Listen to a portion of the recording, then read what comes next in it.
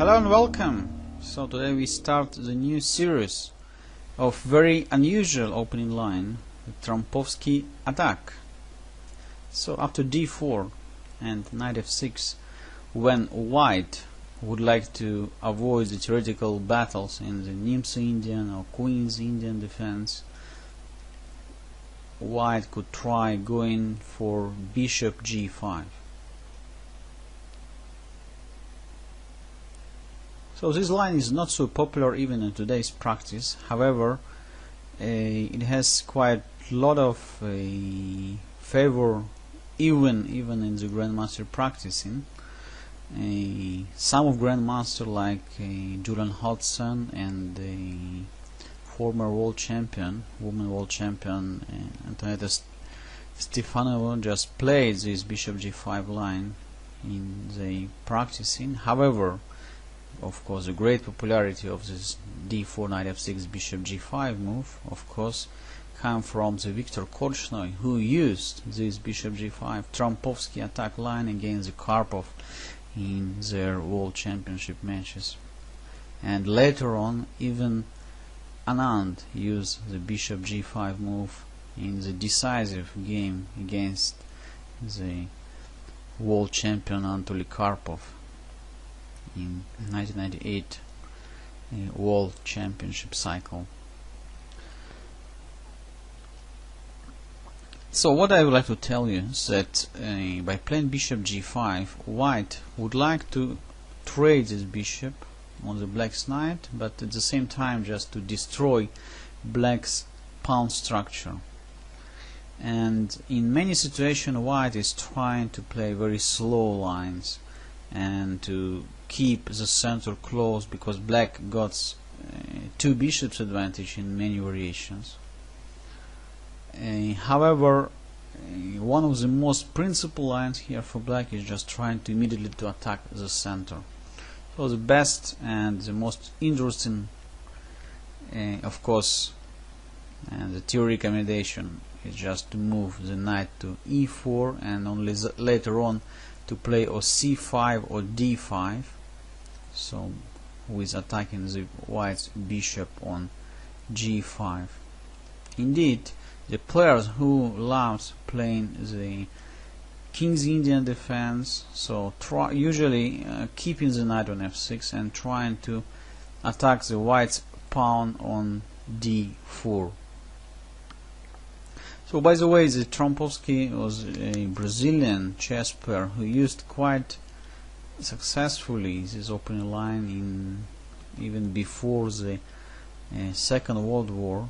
However, as I explained, there is a great popularity, so this move and the greatest respect, of course, for this popularity just goes to Viktor Korchnoi. So after c5, white in many variations could immediately capture on f6. However, after g takes f6, d5 and move like queen b6 or even f5, so black reached quite playable and quite interesting counterplaying. Really, to say, even I played this position with black pieces a few times and I didn't find any serious troubles after the opening. So black is trying to attack the center quite fast.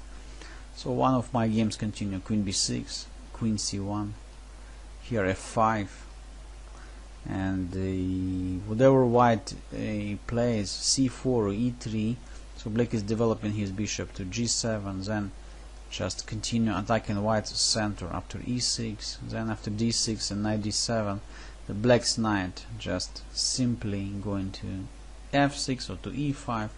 So black has quite solid pawn structure in the center, and this pawn mass sometimes could just give white a headache for finding some plan in this situation, since black is having two bishops advantage and center control, so not so clear how white could fight for the serious advantage in such a situation.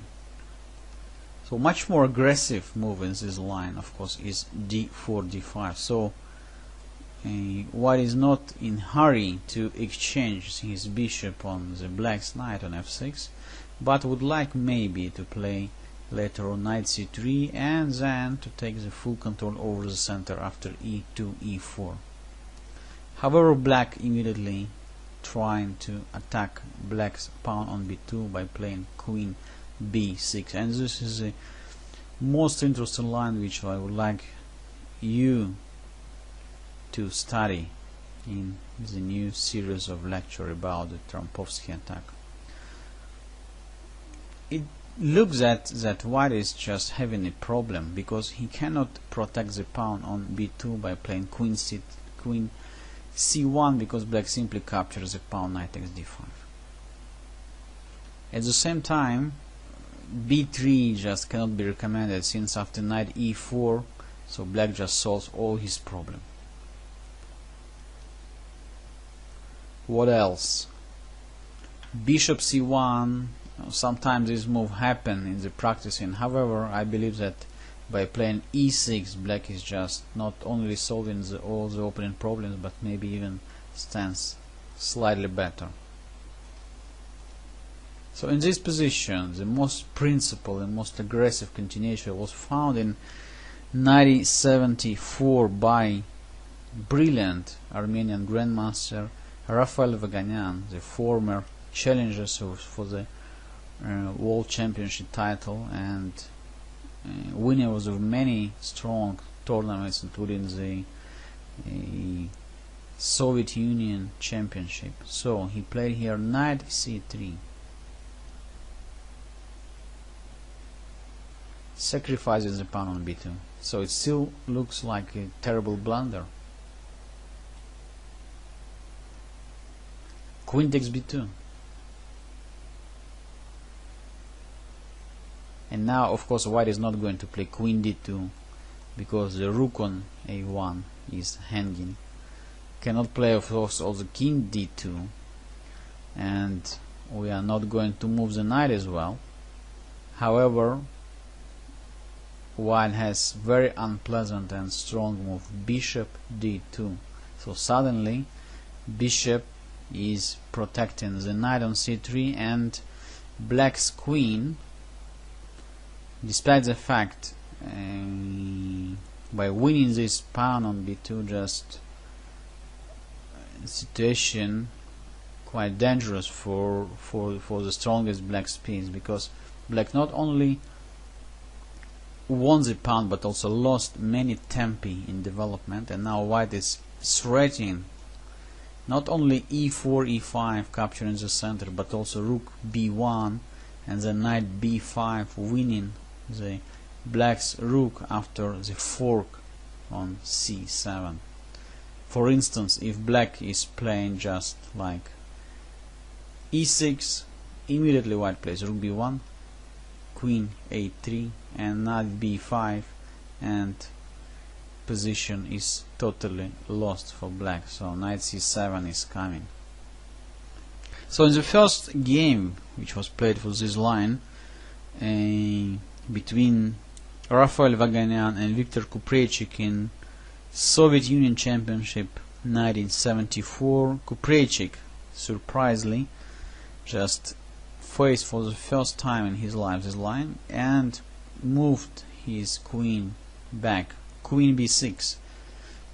However, it gives white the opportunity to capture the full control over the center and to get the full compensation for the sacrificed pawn on b2.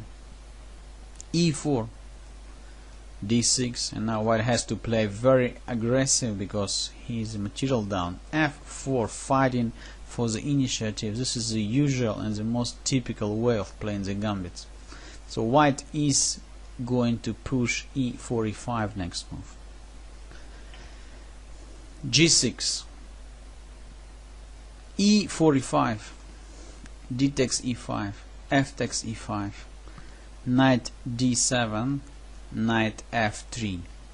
So black allows white to take the full control over the center, and these two pawns d5 and e5 really looks strong. However, Viktor Kupreichik's main idea now is just not to fight for the center right now, but to completing the development of the bishop after bishop g7, and then to play short castling very fast, and only then maybe to attack white center later on after e6. At the same time, white has to look after the e5 pawn.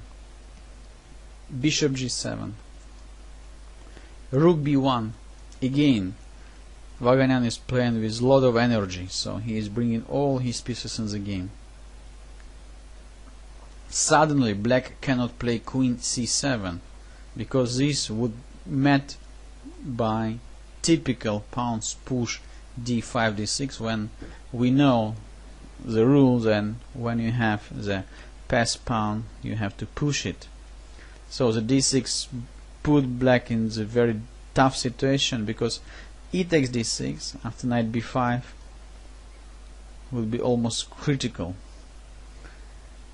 So knight is coming to d6 and then bishop comes to c4, so black is just finding himself in almost losing situation immediately after the opening.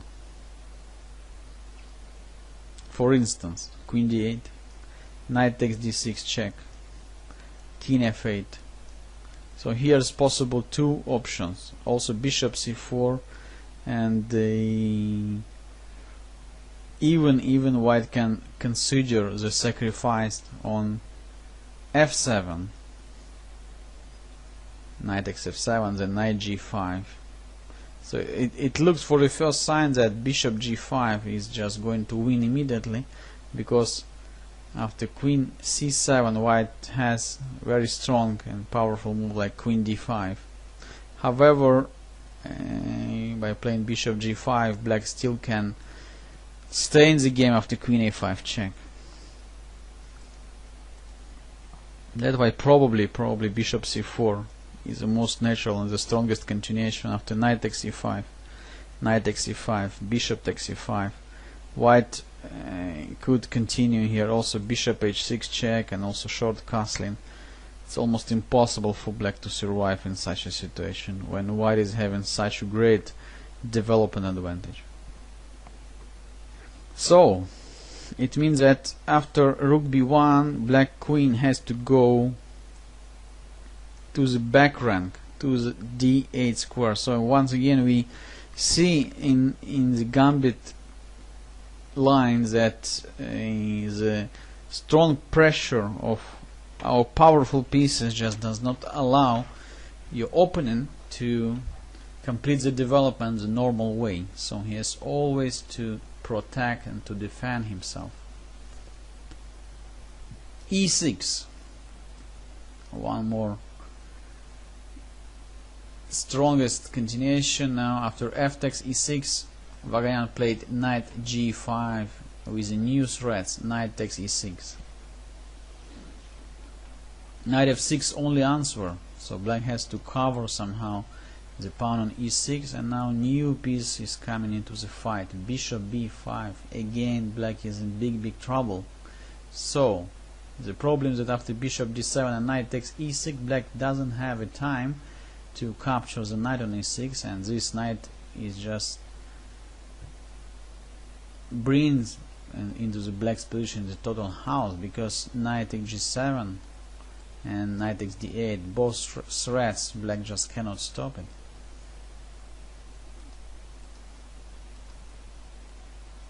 So after bishop b5 check, king f8, only move now, d takes e6. Look, just 15 moves and black in such a terrible situation. White has a new threat now, knight f7.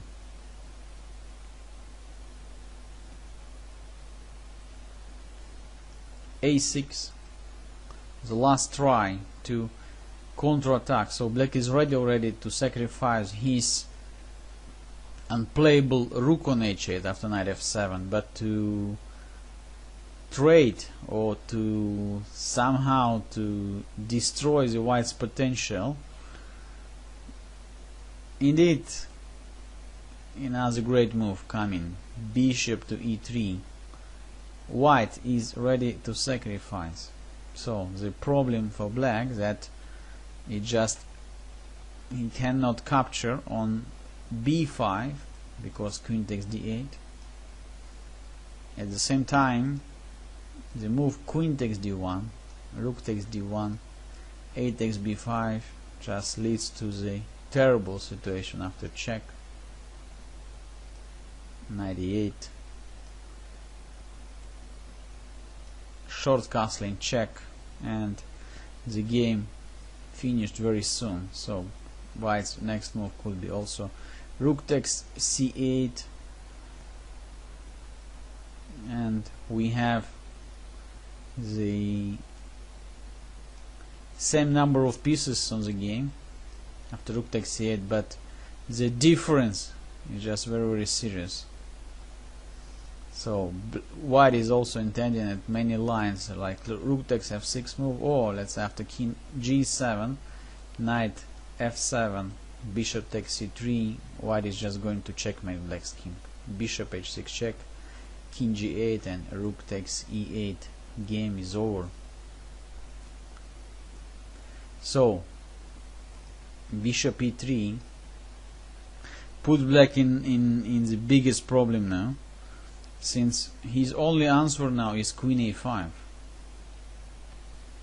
and short castling. Again, black cannot touch the knight on c3 because queen d8, and this is a checkmate. h6, so black is doing his best, trying to get rid at least the knight on g5, capturing on b5, just prohibited after rook takes b5, and queen takes c3. Now queen checkmate, and there is no better move. It's amazing position. Queen c7 could be met by rook takes c5 or bishop f4 or knight d5. Just so many good options for white. Black cannot do anything. Let's say knight d5, queen d6. I can play simply bishop takes c5 or whatever. Just no way to survive.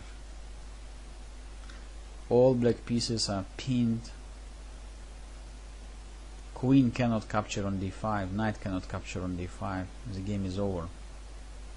So h6, queen d3. So Vaganian found immediately the new target, the pawn on g6 with a threat of checkmate on f7, king g8, queen takes g6. Now bishop takes e6, last try, but of course cannot help anymore black. Knight takes e6, rook h7, and Vaganian finished the game with a great shot. Rook takes f6. Now if g takes f6, white just simply brings his queen to the background, queen e8, and this is a checkmate. Black played knight d7, but simply bishop takes d7, and finally black decided it's time to call the day. White is having not only a material but also just huge domination, huge positional advantage. For instance, after capture on f6, white has just plenty of choices, but the most simple, knight takes g7, rook takes g7, bishop e6 check, king h8, check here, one more check, and just question of what way to choose here, bishop h6 or rook takes b7. So it's coming, the mate is coming very soon. Fantastic game. So just in the first game already on which was played with this gambit variation, with this gambit line, and we call this is the Vaganian's Gambit in the Trompowsky Attack. White showed the great potential of his development advantage. He developed, of course, his attack through the center because white got very serious control over the center squares, since black spent a lot of time for moving his strongest piece. So this rest of the time and rest of the energy of black's queen definitely paid off. So as I said, it just becomes very, very popular, and I could tell you that the catastrophe could happen in such a situation quite often, and I would like to show you a few examples of what could happen when black is playing just wrongly in the Trompowsky attack and Vaganian's Gambit. Knight c3. So right now we are following the game between Zambor and Kondrik from Slovakian Team Championship 1997. Queen takes b2, bishop d2, and here black decided to play knight a6, so trying to stop the forthcoming knight b5 and knight c7 after rook b1. However, now we can realize that black has more than a problem. Rook b1, queen a3, e4, so threatening to play e4, e5, d6 only answer, and now knight to b5, attacking the queen. Only now black realized that queen a4 cannot be played. Can you answer why?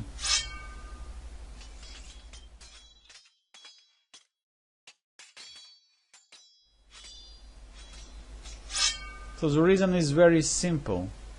The queen and a king just on the same diagonal, when white's bishop is ready to reach. So by simple piece sacrifice, knight takes d6, white absolutely going just destroy all black's position. So e takes d6 loses queen after bishop b5 check, and only move like king d8 loses instantly after knight takes f7, and black just cannot save its game anymore. So this is quite an unpleasant surprise for black. So black queen has to go to a2, and this was a bitter end. After rook a1, the queen is threatening, queen has to go to b2, and this is the only move, and bishop c3, finish. The queen is trapped, the game is over. So by the way, this kind of opening trap is very, very typical for the Trompowsky attack.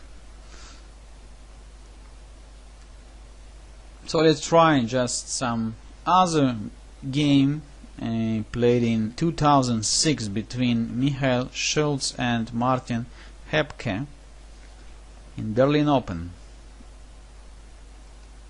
Knight c3, queen takes b2, bishop d2 now, queen b6. So black is trying to follow the recipe from Kupreichik. However, e4, threatening e4, e5. So black is trying very hard to stop white's aggression by playing e5, f4. So later on we will study it, and this is a very standard and very typical way of just demolishing black's control over the e5 square. d6,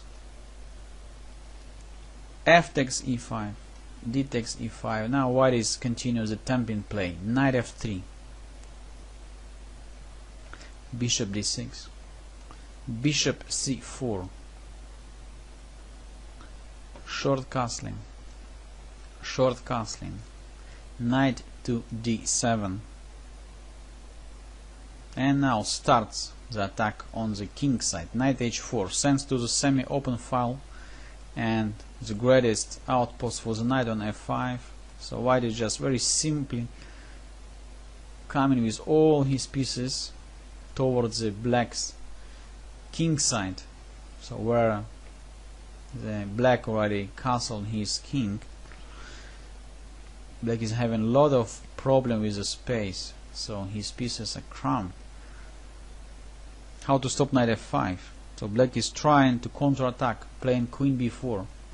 However, knight f5. So white is just simply continuing his plan. Knight b6, intending at least to capture on c4 with a knight. Queen takes c4 would be met, of course, by knight takes d6. So now white is playing another interesting move. Knight b5, simultaneously attacking the bishop on d6 and the queen on b4. Queen takes c4 is only move. Knight d6. Queen a4. It looks still playable, still looks like black in the game. Indeed, white made two moves and just black realized that there is no escape anymore. So can you find these two moves?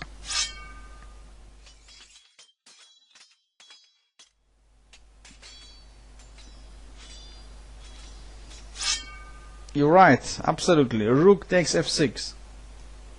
Exchange sacrifice, breaking through the position. G takes f6, only move. Now bishop come to h6. So black's king is absolutely alone. Just cannot prevent white's queen from coming to f3 and then or to f6 or to g3 when black's rook is under threat. So let's say if black's rook is going to d8 after queen f3. So how to stop queen g3? The move like king h8 just cannot save the game. Queen takes f6 and next move queen g7, and this is a checkmate. So if you play king h8, same problem.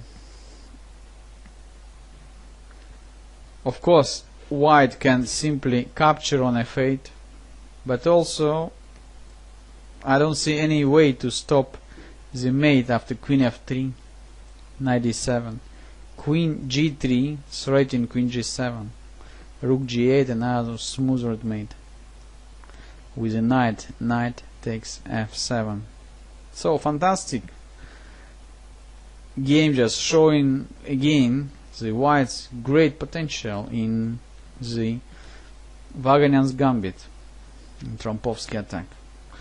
And one more game played in 2002 between Eric Lawson and Robin Giggard in the English League.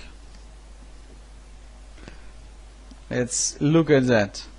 Queen takes b2, bishop d2, queen b6, e4, d6, f4. So white pawns going very, very fast.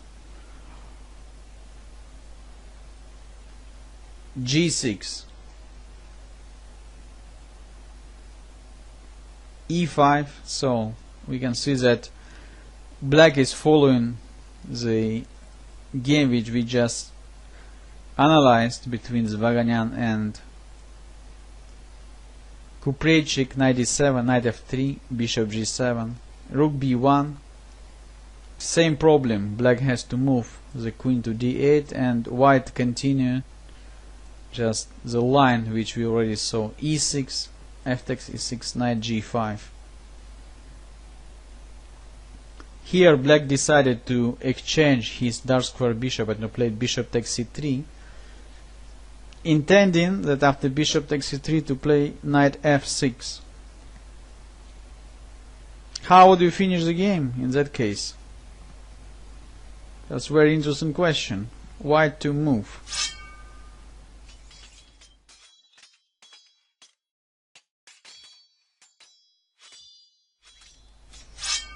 So Eric Lawson played bishop b5 check, and only now black realized that he just has to move the king, because bishop d7 on knight d7 white simply captures on e6 with a decisive advantage. On bishop d7 even could be considered d takes e6 also with a huge advantage. So black moved the king on f8. However, white pushed the pawn again after d6. Now black realized that he is in big trouble. E takes d6 cannot be played because bishop takes f6, queen takes f6 and rook f1, and black is going to lose a queen.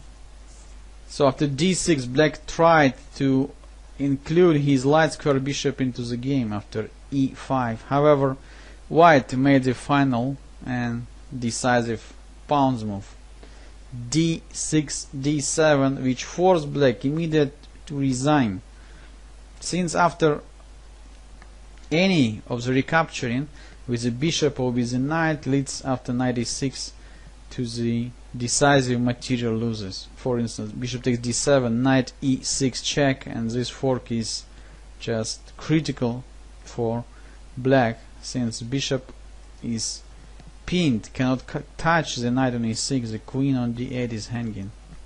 So another great game, very interesting way how white, I would say, used all the ideas which already we knew from the Vaganian's game against Kupreichik, and very successfully also finished his attack. So in the next lesson we will study more about the Trompowsky attack, and especially I will take a look more deeply on the different variations, different interesting games in the Vaganian's Gambit. Hope you joined.